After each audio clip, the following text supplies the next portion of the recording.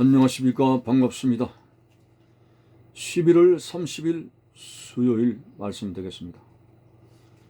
성경 말씀은 누가복음 13장 17절입니다. 예수께서 이 말씀을 하시매 모든 반대하는 자들은 부끄러워하고 온 무리는 그가 하시는 모든 영광스러운 일을 기뻐하니라. 아멘. 어저께 말씀 속에서 회당장이 분노를 터뜨리며 왜 안식일에 병 고치느냐라고 자기 스스로의 고집스러운 의를 자랑했습니다. 예수님이 보실 때는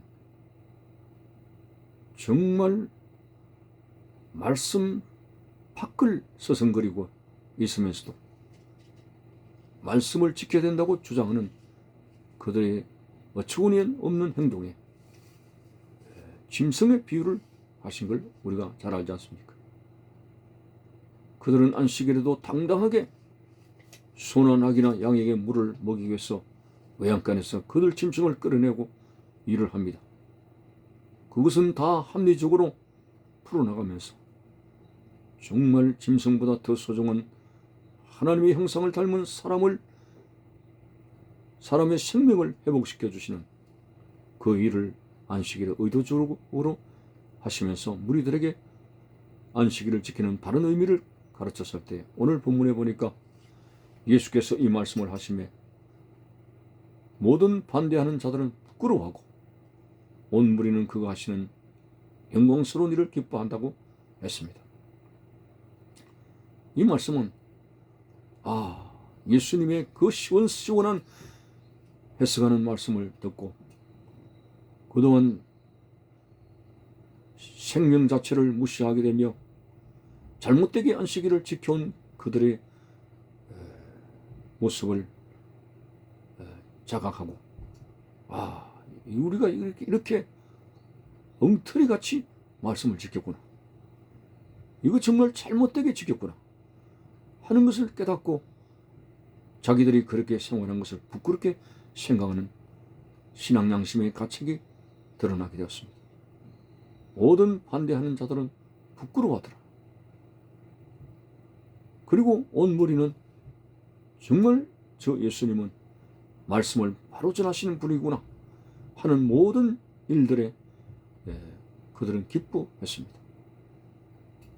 자, 우리는 예수님께서 의도적으로 안식일날 질병을 고치시면서 잘못된 자기들의 간섭에 매이면서 그것이 신앙이고 그것이 말씀을 지키는 것이라고 착각한 그 백성들의 잘못된 신앙의 길을 바로잡아 놓으셨습니다.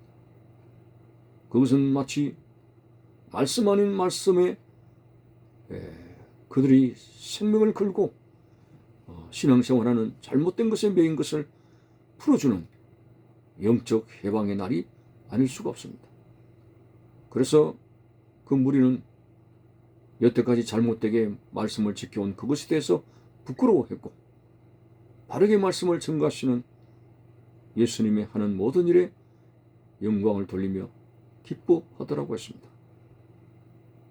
참으로 진리가 너희를 자유하게 하리라 하는 말씀,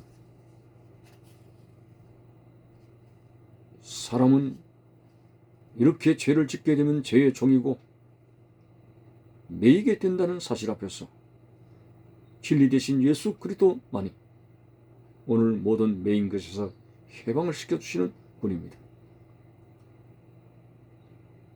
수백 년 동안 잘못된 가르침의 사슬에 매이게 된 이 백성들 군중들을 말씀을 시원스럽게 해석함으로 말미암아 그들의 잘못을 깨닫게 하시고 잘못되게 매인 것에서 풀어나게 하시며 진정한 말씀의 꼴을 먹도록 말씀의 맛이 무엇인가를 예수님께서 깨닫게 하시고 신실한 말씀 안으로 들어오도록 그들을 이끄셨습니다.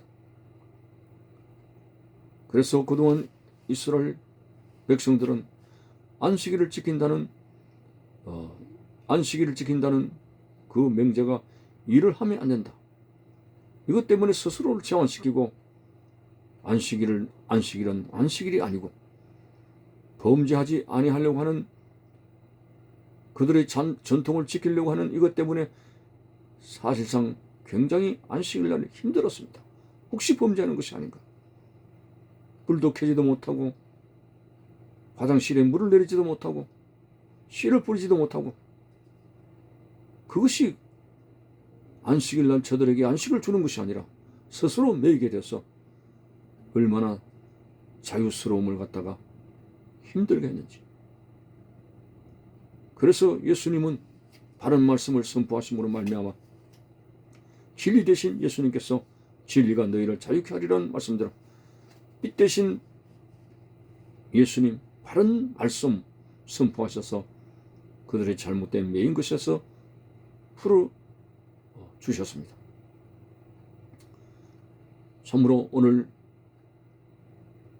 예수님 당시에 이스라엘 백성들, 유대인들이 참 그릇된 것들이 너무 많습니다. 잘못된 것이 너무 많습니다. 그런 것으로 스스로를 제한시키면서도 이것은 말씀을 지키는 것이다. 아브라함의 자손으로서 해야 될 것이다. 라고 고집스럽게 이야기를 합니다. 그러니 예수님께서 천국의 말씀을 전가하실 때 얼마나 반항이 많았고 충돌이 많았고 특별히 종교 지도자들의 잘못된 것을 고쳐 놓으시는데 얼마나 애로사항이 많았겠습니까? 특별히 그 바리새인들 해칠한 무덤이라고까지 했습니다. 그들은 거룩하게 말씀을 지키지만 그 말씀은 자기들의 권위를 세우기 위한 하나의 수단이었을 뿐 그들은 그 말씀을 가르치면서 한 숟가락도 되지 않았습니다. 그리고 천국에 들어가는 자들까지도 막고 저희들도 들어가지 않고 왜냐하면 말씀을 가르치고 말씀을 지킨다고 하지만은 그들은 진정한 하나님의 말씀이 아니었습니다. 그들이 만들어내는 모든 인간적인 인위적인 것이 하나님 말씀 율법보다 더 위에 놓았습니다. 그걸 가지고 스스로 목을 조아온 것입니다. 그리고 지도자들뿐만 아니라 그 많은 백성들이 말씀 아닌 잘못된 것에 매여가지고 마치 거룩한 생활을 하는 것처럼 착각에 빠지도록 해서 수백 년 동안 암울한 날을 보내게 했습니다. 오늘 말씀 대신 예수 그리스도, 태초의 말씀이 계시니라 바로 그 말씀이 되신 예수 그리스도 주님께서 바르게 말씀하시게 되었을 때 백성들이 야 이거 정말 잘못되었구나 크게 깨닫고 반대한 자들은 부끄러워하고 온 무리가 예수님의 하시는 영광스러운 일을 기뻐하게 되었습니다. 참으로 주의 말씀은 내 발의 등불이요 내가 가는 길에 빛이라고 했습니다. 하나님의 말씀 진리 대신 예수 그리스도 그분의